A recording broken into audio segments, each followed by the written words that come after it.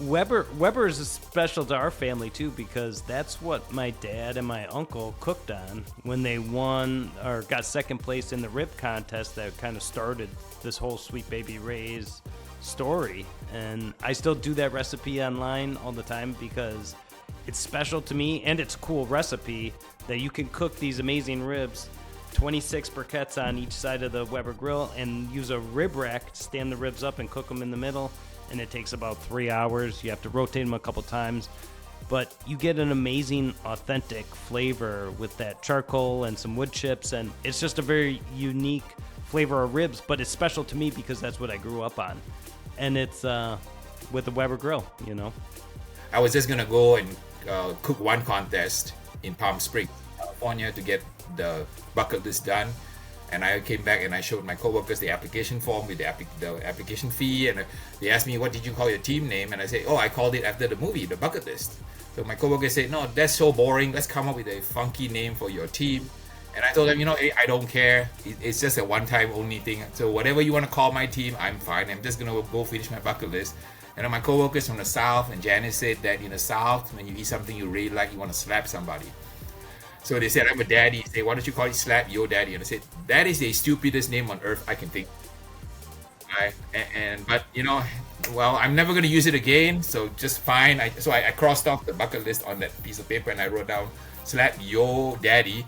And they say put an apostrophe to it. So I say, yeah, that's a stupid name, but that's okay. I'm just going to go and cook one contest.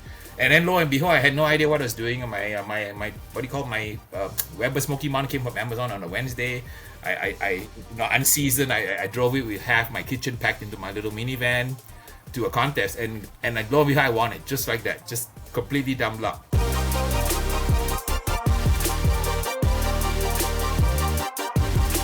Hey everybody, welcome to another episode of the Duce Raymond podcast. Today we have a super special guest, Mr. Harry Soo. Harry, it's so good to see you. Thanks for doing this. Hey, always great to see you, Duce. I think this is my first time on your podcast. Really looking forward to shooting the breeze and talking all things barbecue with you. Yes, me too. Yeah, I know that's like the social media and media landscape has changed so much. It's like now there's so many different podcasts. I just saw you were on a podcast recently, and that inspired me to reach out. And then I told Uncle Dave I was going to reach out to you, and he was so excited. And he was telling me about the time when you guys were headed to the airport and you like filmed your own version of a podcast right there in the car. That was probably 10, 12 years ago, before podcasts were podcasts. Your uncle has such an amazing wisdom, experience, and tradition that when he started talking, it was almost like you want to kind of capture all the moments and all the words he's saying, because there's just so much wisdom and how should I say this, like listening from a great, right? You want to capture that, and I kind of captured it for myself, kind of told me to remember Dave and how much he had done for the barbecue world. But then I ended up posting it, and I think that's probably one of my favorite clips. It was completely ad hoc, impromptu, nothing scripted. Yep. And he just went on and he talked, and he's just an eloquent speaker that he can pretty much keep going on and going. If that ride, if I had taken another detour and taken the long route to the airport, he would have continued to talk and share his wisdom with the world. He's so passionate about barbecue and the sauce, especially in the retail space, and he knows so much. And I've heard him talk, probably as much as anybody, and I hear the same stories a lot of times, but I still enjoy listening to him because, like you said, he's so good at telling his story. And even though I'm biased and it's my family, but the story behind Sweet Baby Ray's is such an amazing story, and it brings inspiration to so many people in the barbecue world, myself included.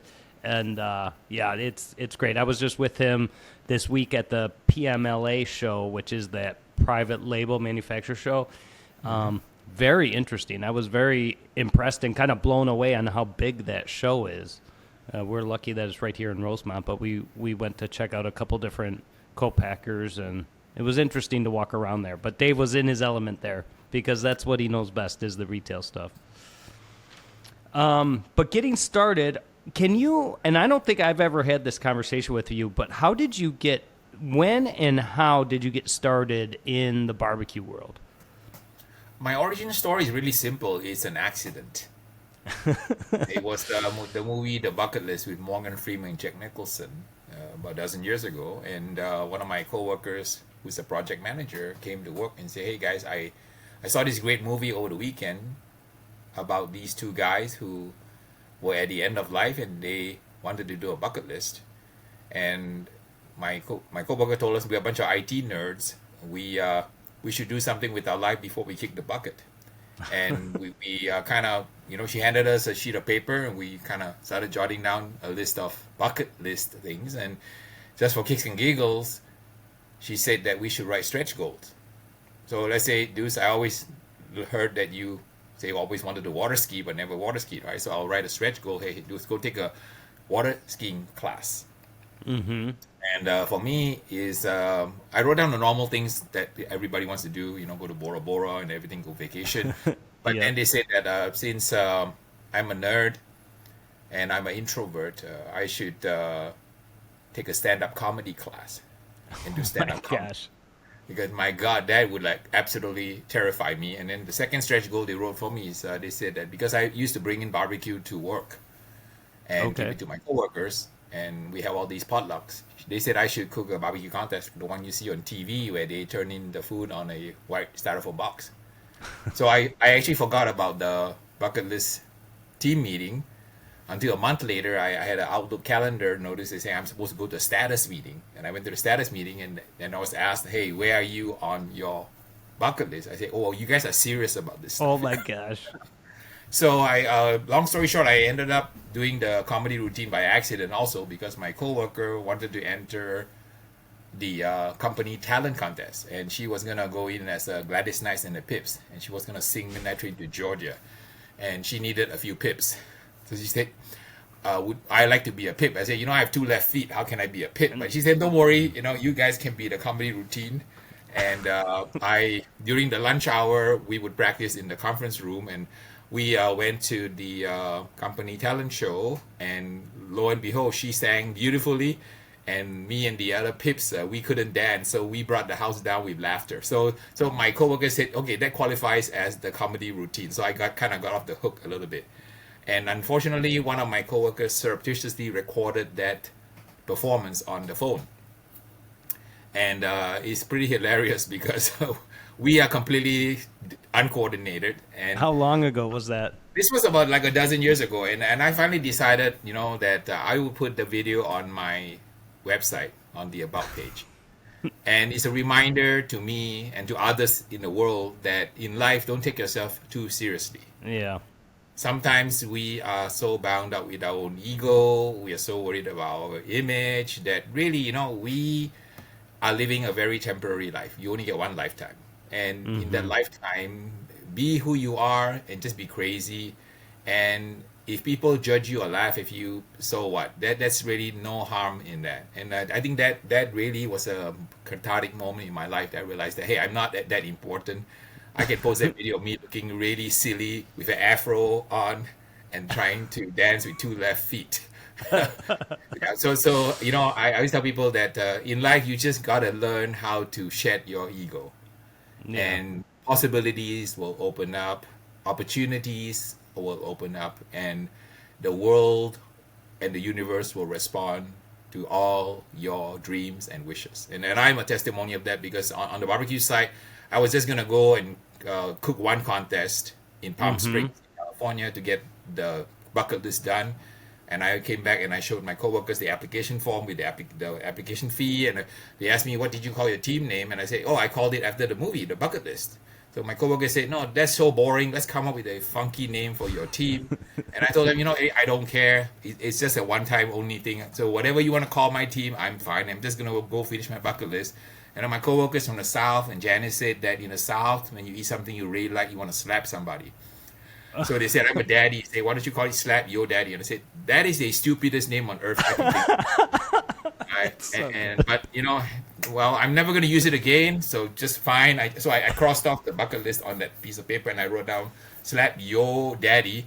and they say Yep. put an apostrophe to it. So I say, yeah, that's a stupid name, but that's okay. I'm just gonna go and cook one contest. And then lo and behold, I had no idea what I was doing. My what do you call Weber Smoky Mountain came from Amazon on a Wednesday. Unseasoned. I drove it with half my kitchen packed into my little minivan to a contest, and lo and behold, I won it just like that, just completely dumb luck. Unbelievable. Yeah, I That's have no crazy. pedigree in cooking barbecue because I Was it a wasn't- KCBS, the chicken, Yeah. ribs, pork, and brisket? Yeah, it was a full professional contest, and I shouldn't have even been there. But I just wanted to get it off my kind of my list, right? So I went and competed, and I won it. I'm not sure who was the sanctioning body. Maybe it was IBCA in those days because we have had a mix in California. We had PNWBA, Okay. IBCA, and KCBS, and I have no pedigree in cooking barbecue. I used to fly 747s of Singapore Airlines. I lost my job back in the 80s, and I learned my first accounting theory, which is last in, first out. So during the oil crisis, most people watching this podcast or listening on the podcast won't realize that there was a time in America where you could buy gas on even and odd days. There was an oil crisis in the world, and there was an oil embargo. And for those of the old dinosaurs like me who are still out there, remember that era. But you're probably too young to remember. There wasn't a time Yeah. when there was an oil crisis in the world, Sure. and there was no oil, and you couldn't drive your car. So anyway, long story short, I lost my job flying 747s, and I had to retrain for a new career. So I wanted to find a new profession that would allow me to make a living, and I heard about this thing called computers. And I applied to some universities in the United States, and I ended up in Texas Tech. And the first week at Texas Tech, my classmate took me out for barbecue. And I took one bite of that Texas brisket, and I said, "Oh my God, where have you been all my life?" That's it. And yeah. I was hooked on the first bite, and because I have no pedigree, it wasn't like my grandpa taught my pa taught me how to cook barbecue. I figured that I could crack the code of cooking barbecue using the same technique that a computer hacker uses to hack a system. So I Okay. was a computer science student, computer engineering student, so we would do what we call a brute force attack. So if you imagine a gym locker with 000, if you go 001, 002, 003, right? You eventually will find a combination that opens the gym locker. So what I did was at Texas Tech, I would cook a piece of meat with salt and pepper, write the results down. Salt, pepper, chili powder, salt, pepper, chili powder, sugar, salt, pepper, chili powder, sugar, garlic powder. So I built all these kind of weird little cryptic symbols on the spreadsheet that was the grandfather of Microsoft Excel. So the father of Okay. Microsoft Excel is something called Lotus Notes. And then Okay. the parent of Lotus Notes is another product called VisiCal. So for those of you computer nerds out there listening to me on this podcast, yeah, you know I date myself when I tell you that I use a tool called VisiCal, which was the first generation of a spreadsheet back in the 80s to key in all these cryptic codes to formulate all my recipes. So, and I didn't know that all these recipes were any good because I used to cook for my coworkers and for my family. And I work in government, so the secret to working for government to get things done, if you want your purchase order generated, you want your invoices paid, you want your funds available, you have to go and use pork fat to grease those departments. So if you're listening to this podcast, if you work in government and you want to get progress on your profession in government, just cook some barbecue and deliver it to all these different departments, and your paperwork is gonna fly through smooth sailing. Nice. So that's how I started completely by accident. I have no business even sitting here talking to you about barbecue, but it has been a tremendous journey since I So first how did it go from your first competition to the show Pitmasters? That was also another accident. Apparently, I started on the show. I started cooking barbecue, and then I won my first contest. And you kind of like get the bug, and you get the adrenaline. Right? Well, You you're wanna hooked, right? You're Yeah, hooked like I always tell people, if you win your first contest, you are hooked for life, right? They got you by hook, forever. line, and sinker. I got Forever. one call in my first contest, 6th place chicken, and I was hooked. So it's like yes. you win it, you're definitely in. Oh my gosh. Yeah. So your guests on your podcast, when you ask them what was your seminal moment, a lot of them will say when I got my first call, right? And then Yeah. everything else snowballed, and then you go and spend $50,000 on your truck, on your RV, Yeah. your pit, and everything else. Right? That one little trophy is gonna cost you $50,000. That's so true. Yeah. So anyway, I started cooking on the circuit, and I brought my childhood buddy Mark, and he and I had a good time, and we would go out and cook contests, and we were winning on the circuit. And somehow one day I was cooking a contest in NorCal, and my phone rang at like 12:25, and that's 5 minutes before the rip entry, because rip's Right. at 12:30, right? So I looked at my phone and said, "Hey, somebody's calling me in the middle of my rip entry." So I thought it must be one of the other teams trying to prank me, trying to like get me DQ, right? So I Yeah. picked up the phone and I say, "Hi, this is Harry." So he says, "Hi, my name is John and I'm a TV producer." Then I say, "Yeah, and I just hung up. Right? Because who would call me? What TV producer would call me?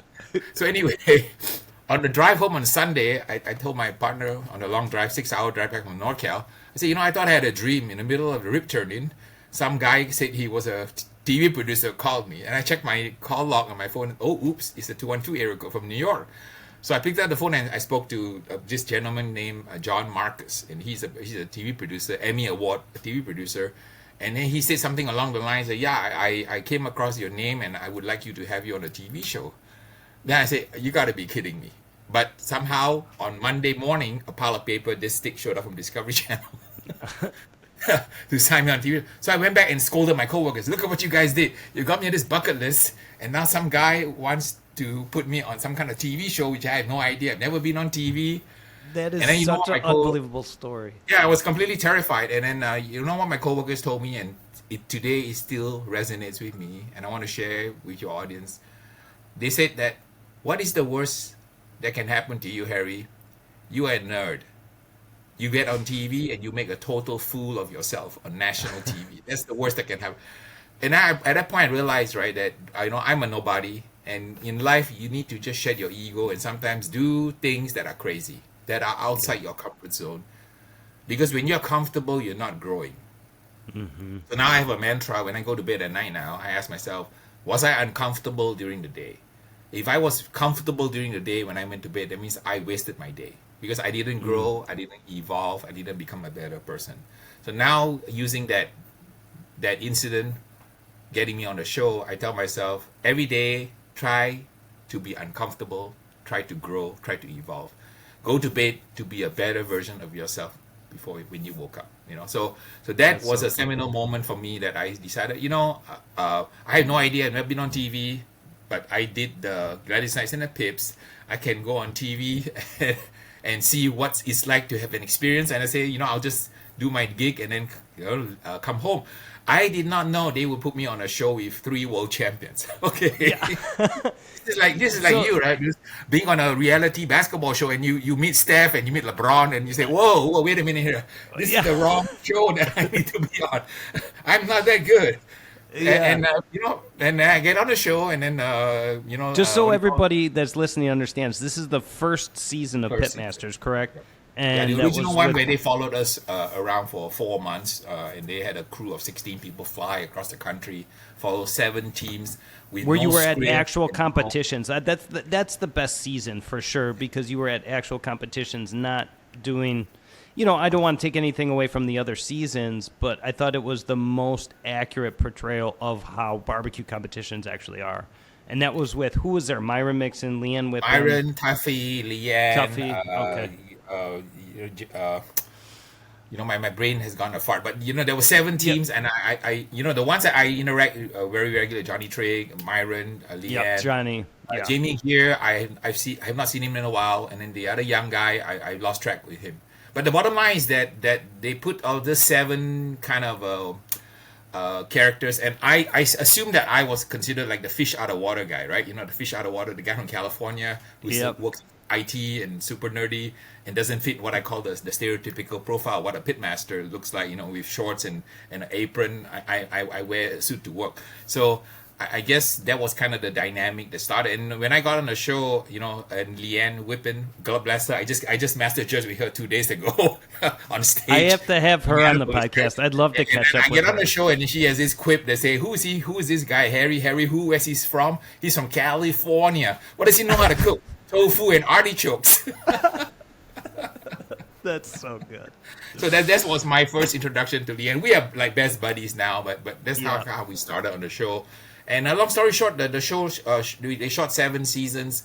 So I was very lucky because I had a full time job, but the other pitmasters they cook full time. So lucky for me is I had a what do you call a competitor buddy of mine. His name is Gary Notley from Notley Q. So he was between jobs at that point in time, and he says, Harry, you got an offer to be on a TV show. Why don't I do this? I'll drive your battle wagon, your little minivan with all your gear, 1,000 miles every week, so that when they shoot the following week, you just fly in. Yeah. So it was just a happy coincidence that Gary was available, because if Gary was not available, there was no way that I could be on a TV show because I had a full-time job. So what I would do is I would take Friday off and I would fly out on Thursday together with Mark, and we would fly to the city where they were filming. Gary would drive my van there, get everything set up. So we'll fly in on Thursday night, and then we'll shoot it on Friday and Saturday, and then I'll fly back on Sunday, go back to work on Monday. So that happened for 3 or 4 months. So God bless Gary that he kind of got me started, and he's the reason that I'm able to be able on the show, because I was I had a full-time job. Yep.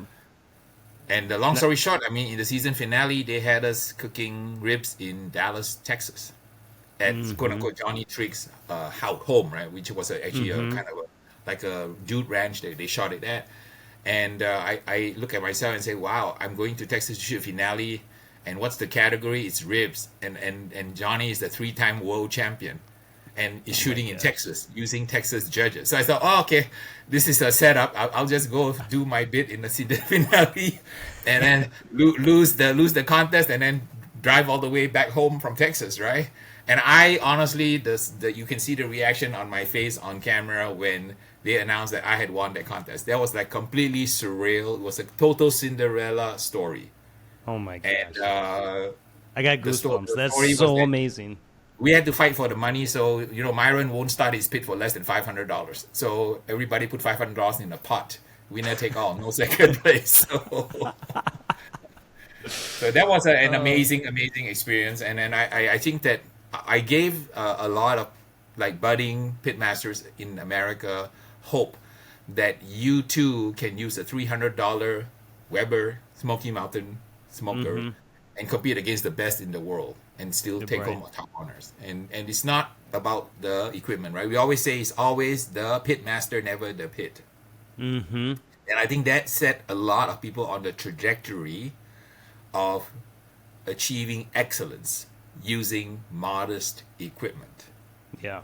No, And I think started that's sharing such a all my great techniques message. online on my channel, and everybody started to follow it. And I cannot tell you how many people have come up to me across America and across the world in my travels to say that, wow, they saw my videos and they learned from the videos and they used them and they won contests. From Panama to Australia to Germany to Italy, I've seen all these people that I have met in person come up to me and thank me for this little set of videos that I put out that are very, very poorly done, shot with nothing more than my little cell phone here.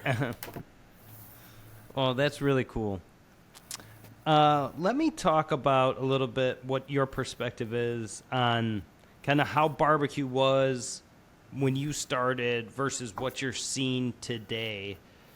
What are some of the things that you've seen change, and what are some of the things that are still remain the same over the last 20 years since you've been in barbecue? I think the ones that remain the same is that you really have to be on your game. And the quality has been obviously steadily improving over the years.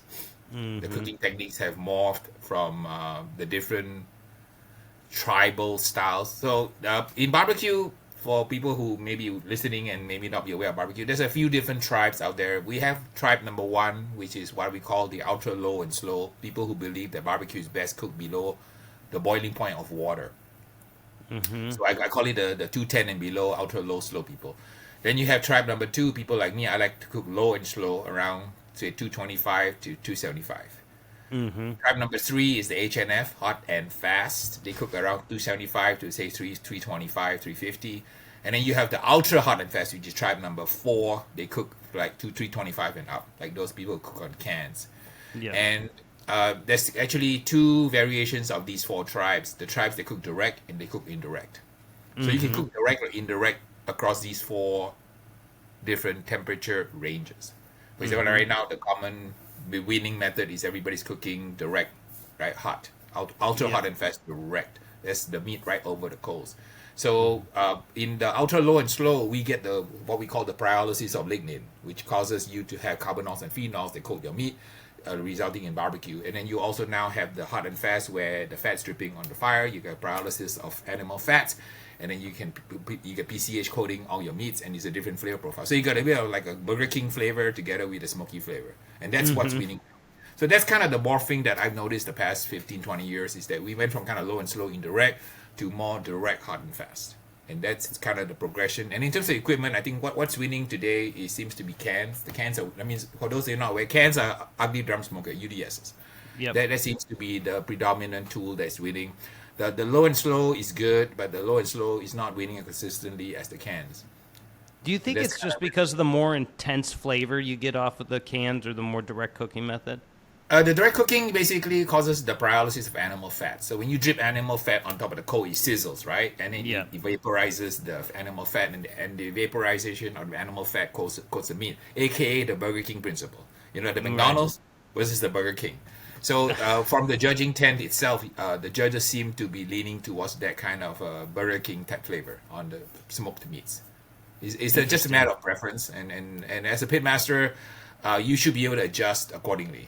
You know, if you're a good pitmaster, I always tell people, you know, I can cook a brisket in 4 hours, I can cook a brisket in 14 hours. It just depends on kind of what technique that I'm using. I teach a class in my backyard, so I've been doing it for 16 years. I've done 300 classes, 5,000 students the past 16 years. I just cannot believe that people find my little small little backyard class from all around the world. So I always tell them that I'm here to teach you a method that's consistent, that you can generate great results at home. It is not the only method to cook barbecue, because if you go down Amazon, there's 10,000 books on barbecue. So when you come to my class, I'm just teaching you one method. There's 9,999 other ways. There's 7,000 professional teams. I'm just showing you one method. There's 6,999 other professional ways. So there's at least 17,000 ways to cook barbecue. So you learn one from me. It's not the whoopie-doo, beat all and be all. You know, it's just one way.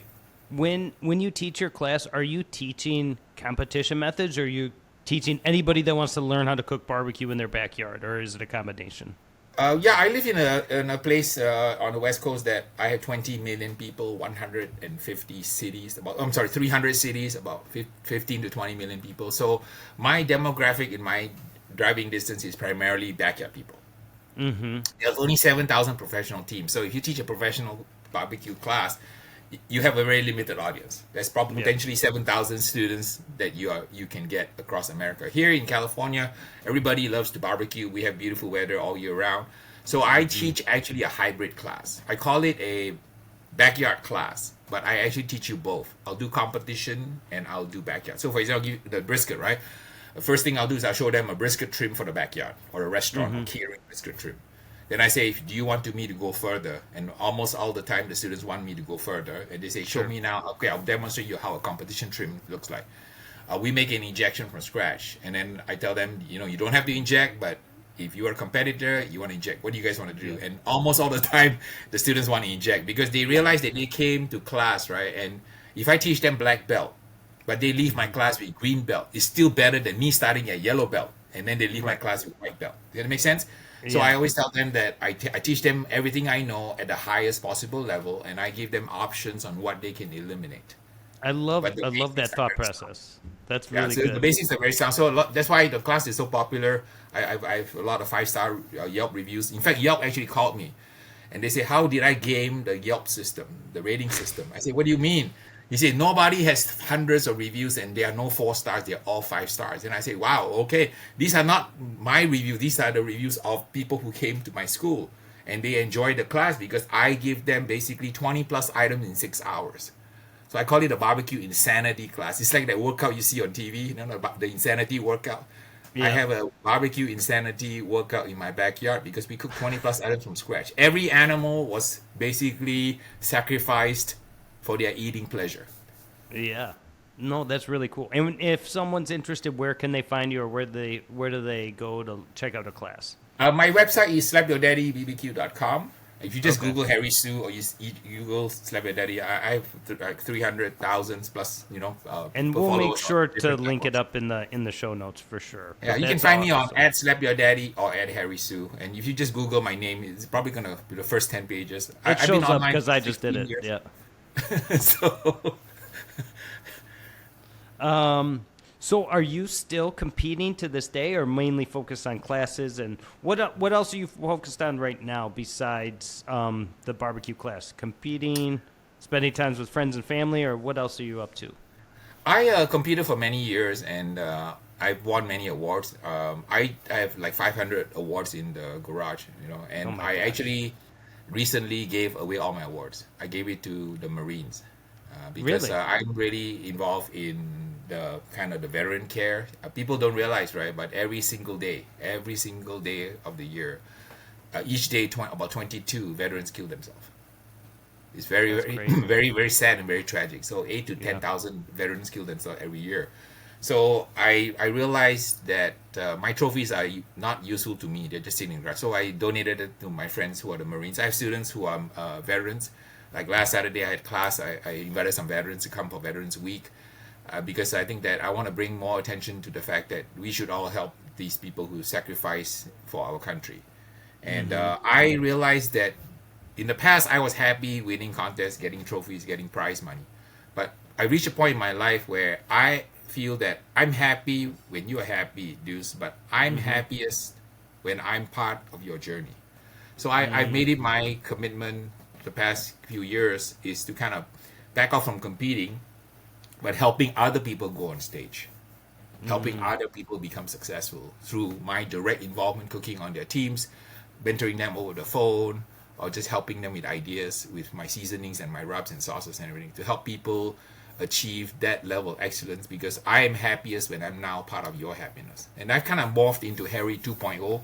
Harry 1.0 cooked a lot, won a lot of awards. So whoopee do. I mean, the garage is full of awards. So another BAT, a big ass trophy, is not going to help me at all. Right? But I think that watching the smile on someone's face when they go on stage, to me, that is priceless. So I've been cooking as a kind of the Russian gymnast cook on a lot of teams, to kind That's of working in the amazing. background. And You I've also have morphed into judging, passing on my knowledge about barbecue to people. I've done a lot of trade shows. I just came from Germany. I taught in Panama. So I've become more like a barbecue ambassador, trying to spread the kind of the knowledge of American barbecue because American barbecue has really caught on around the world. Everybody yeah. wants that bit of Americana, and I'm very honored and privileged to be able to share some of my knowledge. Last time I saw you was actually over right here in my backyard at the Weber cooking class, and Yes. in Schaumburg. Are you still part of that? Do you still work with those guys in those? Yes, I have a long relationship with Weber. I started teaching the master class a dozen years ago, and now I think the last few years I've been very privileged to be invited to be one of their instructors in their master class. I think Dustin I, Green, the current yes. pitmaster, has it once a year now. I Yep. used to work with Kevin Coleman, who was also a pitmaster Sure. with Weber. He's So a these good are all friend. buddies of mine. They're actually my students. I was the guy who went to Weber and trained all the engineers. Eric Schlosser, the inventor of the Weber Smoky Mountain, the inventor of the Smoky Joe, the inventor of the flavorizer bar. He actually is a German engineer that worked for Weber, and he invented all these amazing, amazing cooking devices. He actually came out of retirement to meet me because I'm probably one of the few pitmasters who have won in excess of 100 plus first places on something as simple as a Weber Smoky Mountain. That's the only pit I bring to when I go compete. And he came out of retirement to meet me. I met the Weber family, and I'm one of the rare individuals on earth who has a replica of the original Weber kettle. Really? Yeah, they That's so only cool. make those for the Weber stores and the Weber restaurants. But I was been pestering Weber for over 10 years. Every time I teach a class, I tell them, hey, on the way out, I'm just gonna grab that little replica Weber kettle and take it on the airplane with me, and they would always laugh and joke. And guess what? A few years ago, I opened my front door and there was a big box. Oh my gosh. Yeah, and that was because I went to the American Royal and I was a part of the Weber team and I helped them become successful at American Royal. So I always tell people in life, right? barbecue love is like a boomerang. You want to toss it out to the universe, and then the boomerang will come back and hit you on the side of the head, bigger than you possibly imagine, and Yeah. even in the shape of a Weber kettle replica. Now Weber is special to our family too because that's what my dad and my uncle cooked on when they won or got second place in the rib contest that kind of started this whole Sweet Baby Ray's story. And I still do that recipe online all the time because it's special to me and it's a cool recipe that you can cook these amazing ribs, 26 briquettes on each side of the Weber grill, and use a rib rack to stand the ribs up and cook them in the middle. And it takes about 3 hours. You have to rotate them a couple times. But you get an amazing, authentic flavor with that charcoal and some wood chips. And it's just a very unique flavor of ribs. But it's special to me because that's what I grew up on. And it's Yes. with the Weber grill, you know. Absolutely, and the only challenge I have is that the replica, they told me I cannot cook on it. So, You want to cook on it. okay, but hey, listen. Is it red what- or black?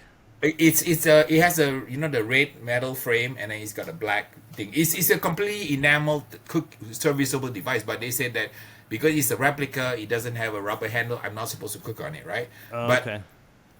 I think I found a solution. Okay.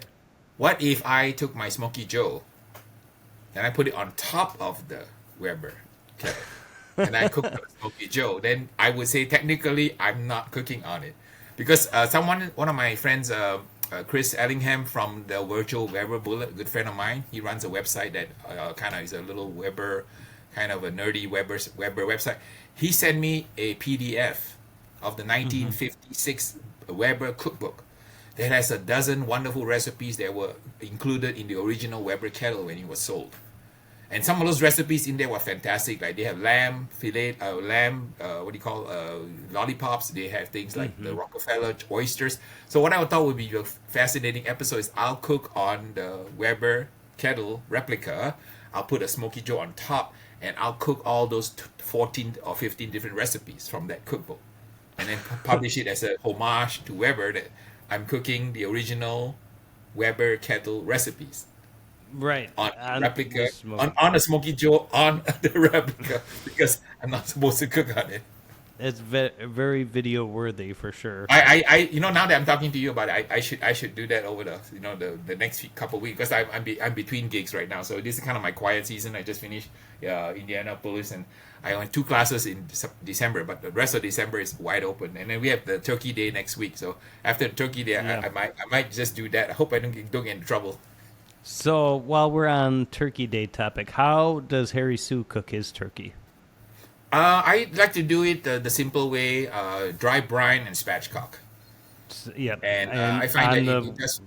Yeah, it works really well because it's easy. There's a lot of recipes out there you can like brine and all that kind of stuff. But I find that brining a 20-pound turkey, right? You need a 5-gallon bucket, and then you have to worry about where you're gonna put the bucket. Then you gotta remove the shelves from your refrigerator and then slide that 5-gallon bucket in there, and then It's a the mess. liquid splashes around, and then next thing you know, you contaminated your kitchen and your floor and your refrigerator, right?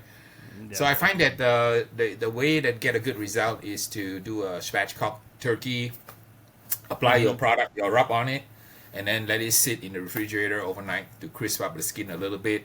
And then the key to cooking turkey, I think, is the temperature. I find, right? So a lot of people overcook the turkey. So I always tell people if you can cook the breast to 152, 153, then it rises to about 155. That's enough on the breast, and then on the dark meat, on the thigh bone, about 170.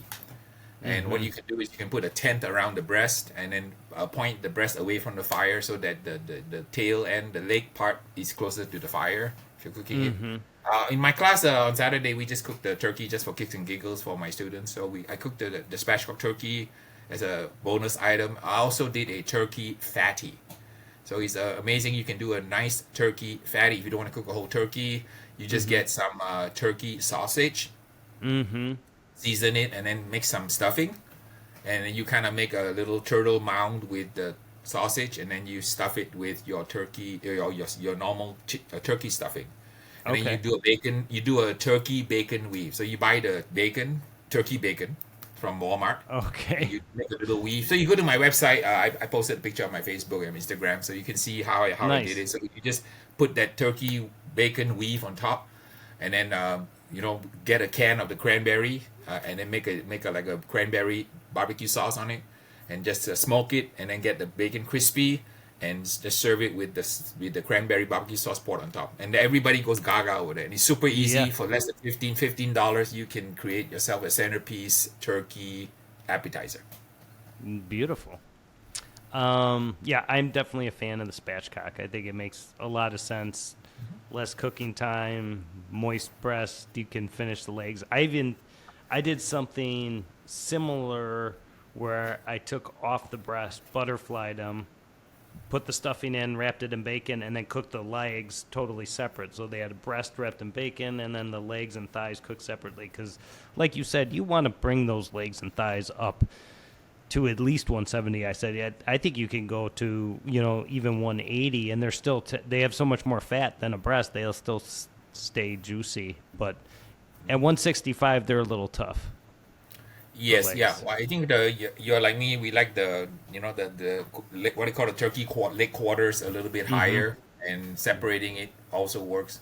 And tenting the breast so that the breast doesn't overcook. What that happens, and then pointing the legs towards the fire and the I breast like away that. from the fire also helps. Yeah, definitely.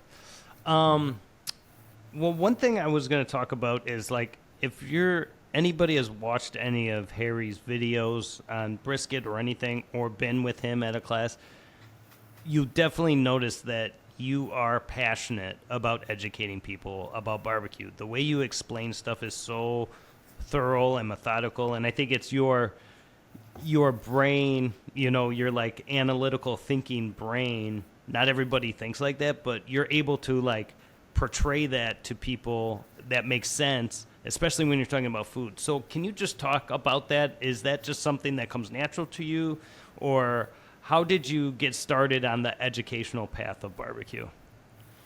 I think the educational path actually begins based on kind of your life cycle. So I believe that a human being essentially goes through 3 phases of life. The first phase is when you are between 20 to 40 years old. You may have just finished college and you go out to work. So when you're in phase 1, your job is to learn from as many masters as you can. So try to do different things to expose yourself to different ideas, different processes. Once you get to phase 2 and you're 40 years old to 60 years old, you take what you learn in phase 1 and be the best that you can be in the phase 2 of your life. Be the best cook, be the best pitmaster, be the best engineer, be the best doctor, be the best accountant, be the best father, be the best mother, be the best sister. Be the best you can in phase 2.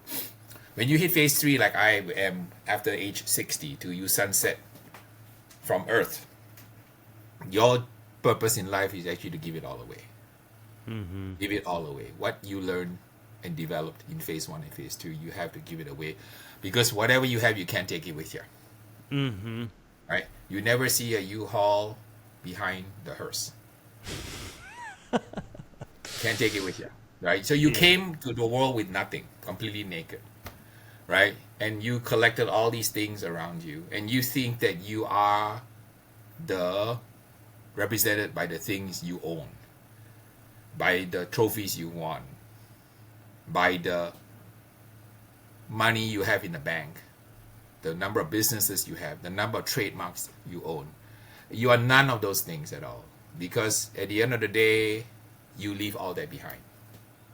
The Egyptians tried to build the pyramids, but they got looted by all the robbers. So you can't take it with you. So what you can take with you or leave behind is something very priceless, which is your legacy and your knowledge, your purpose, your story, your community. That's all you can do. And I think that once people realize that you live a temporary life, that means that all pleasure, all pain, all enjoyment in life will end. And to put it into perspective, your viewers will understand that the average man, you and I, right, we're guys, right, we live about 7 decades. If you're a woman, you're lucky you live 8 decades. So I always tell people that the way you frame your life is to ask yourself, how much sand do you have in your hourglass of life left? And what do you want to do with the remaining sand? Do you want to have negative energy, be depressed, deal with difficult people, and be at a job you don't like? So you really need to understand in life, right? It's so important to make a living, but to make a difference. Yeah. So the secret to a good life is just to remember 4 things, right? Do what you love. Do what you're good at. Do what you can make a living, and do what the world needs, right? So for me, it's like very simple. The reason that I do what I do and give my knowledge away is because at this point in my life, I'm in phase 3. So I'm in the sunset phase of my life. So my job is to give everything I know away. So I'm dedicating the rest of my life just to do 3 things now. I want to feed you, I want to serve you, and I want to love you. So that's why, any gig that I get today, if I say yes to those 3 things, I'm going to do it. And some of those things may sound risky, but I'm just going to go do it.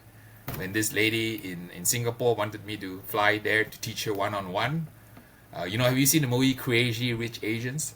Yes. Okay, there are people like that in the world. So I'm learning to say yes if I can serve you, I can feed you, I can love you. That's the lens by which I try to live my life now. Yeah. If the answer is yes, then let's do it. Do it.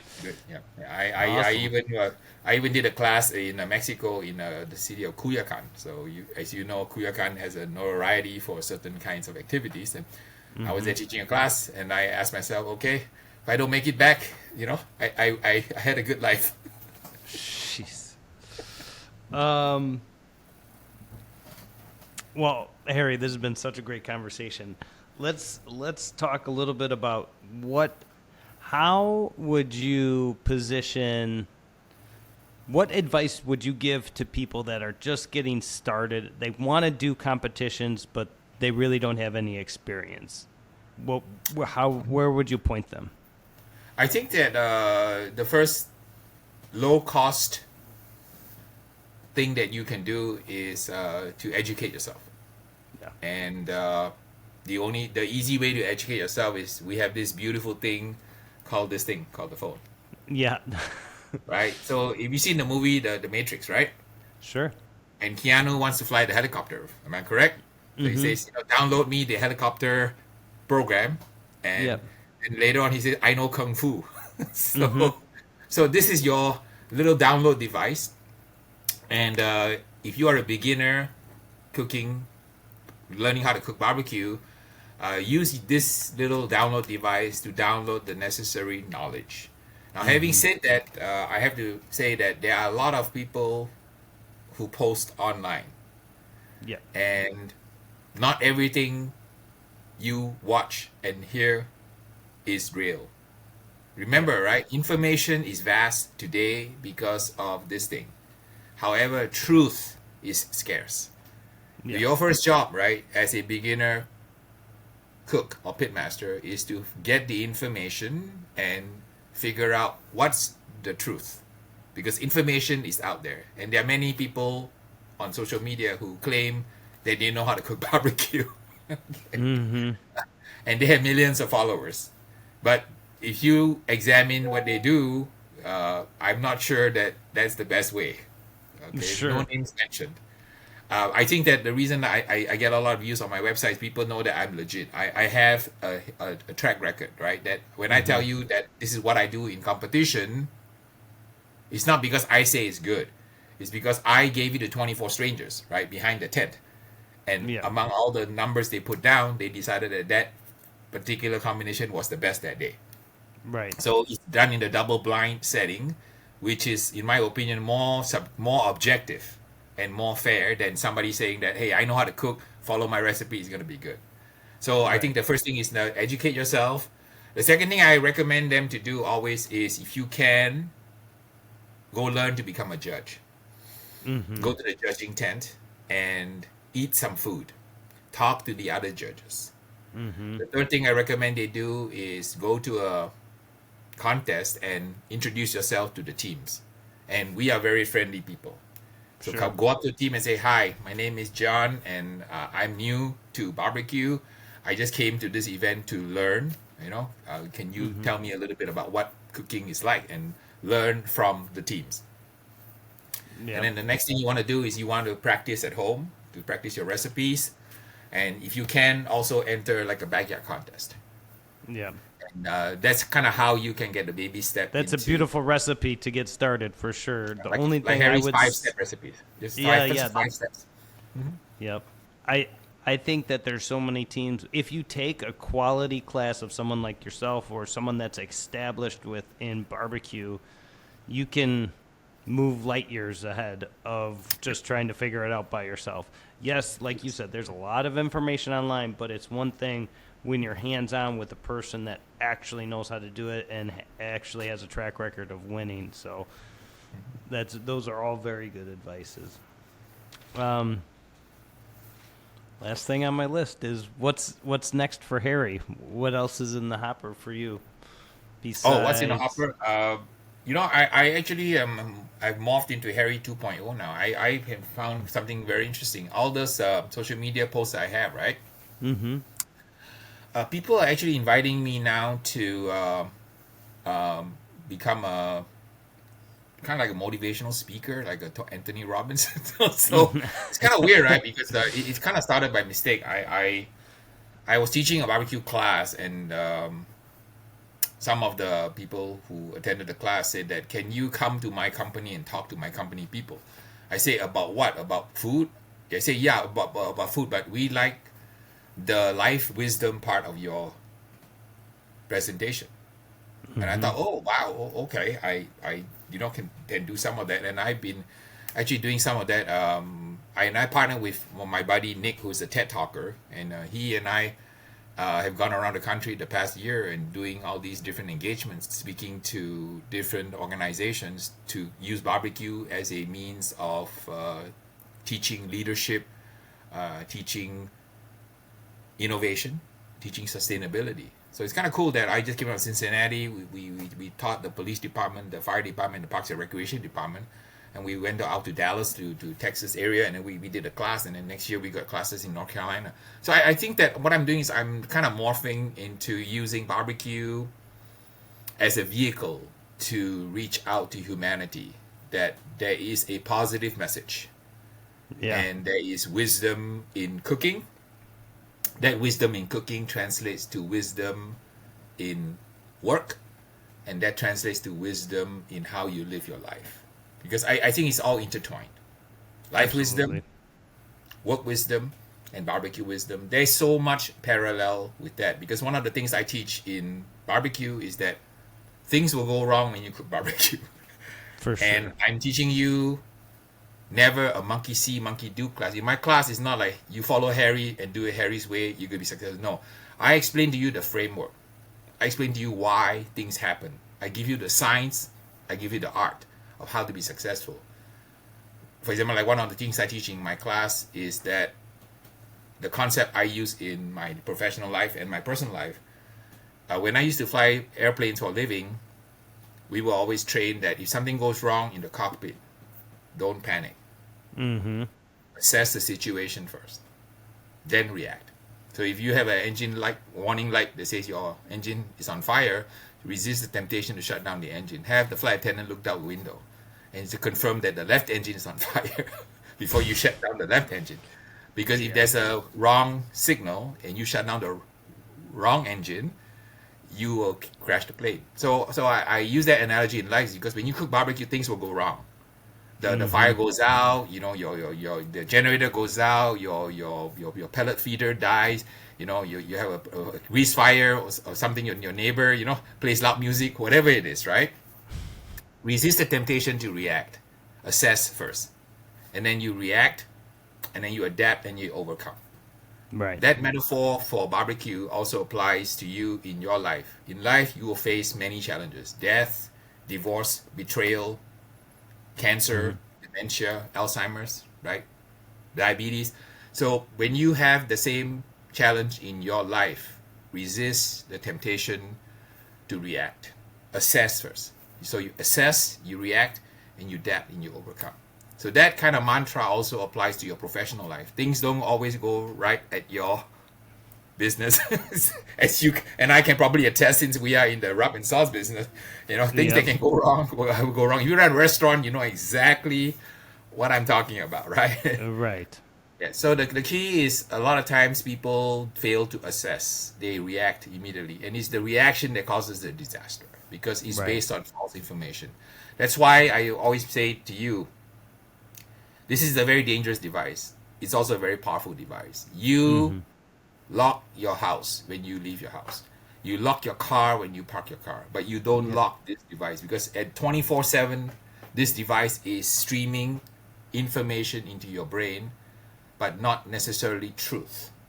So I want to kind of pass a message to all the people listening that you really need to make sure that you have a lock on your phone, the same way you have a lock on your front door, same way you have a lock on your car, and make sure that you can discern what is truth and what is information, because information is vast but not always accurate and not always truthful. So your job as a Homo sapiens, a human being, as a knowledge human being today, living in 2024 and 25 and beyond, in order for you to survive and to thrive, your challenge will be to know how to put a filter and lock on this device so that you don't inundate your brain with falsehoods. Right. Remember I told you, right? The three most important evils in the world that I've seen in my travels around the world. The greatest evil on earth is called ignorance. Mm-hmm. Not stupidity, ignorance. Okay, ignorance. Just not You knowing. don't know. The second greatest evil in the world I've noticed in my travels is basically arrogance. So you don't know, but you are arrogant about it. And the third evil I've seen around the world in my travel is fear. They fear you. So if you are ignorant and you are arrogant and you are fearful, this is the recipe for disaster. And I worry about the world today because the world is so polarized. People use this device and it infiltrates their brain with information but not truth. So I encourage all your listeners to remember what I said. Harry mentioned, please put a filter or lock on your phone, because not everything coming in through your phone is going to be the truth. This is the first device you pick up in the morning. This is the last device you touch before you close your eyes. Yep. Be uncomfortable. Don't be comfortable. And always find the truth. That's amazing. I think we should stop there because that was so good, Harry. I really, really appreciate what you had to say, and I think I agree with some of the people in your class. I like the life lessons as much as the barbecue lessons, so that's really cool. I'll start a new channel. I was surprised. I just posted a short Instagram, like 40-second clip on the 4 phases of retirement. It's got like, I don't know, 100,000 views. So I thought, okay, maybe Harry needs to reinvent to Harry 2.0. And maybe instead of cooking, I should just, stop cooking and talk about life. And I think it's so much more fun because, what I call like your uncle, right? We old guys may have a little bit of knowledge to share with the world. Mm-hmm. And help the next generation navigate the complexity of living in 2024 and beyond. I think that might be a good next chapter for me to do. Well, it's very exciting, and I love your story from how it started with barbecue and to now what you're working on and some of the life lessons. It's very inspiring, Harry. So thank you so much for taking the time today, and I look forward to talking to you soon. My pleasure.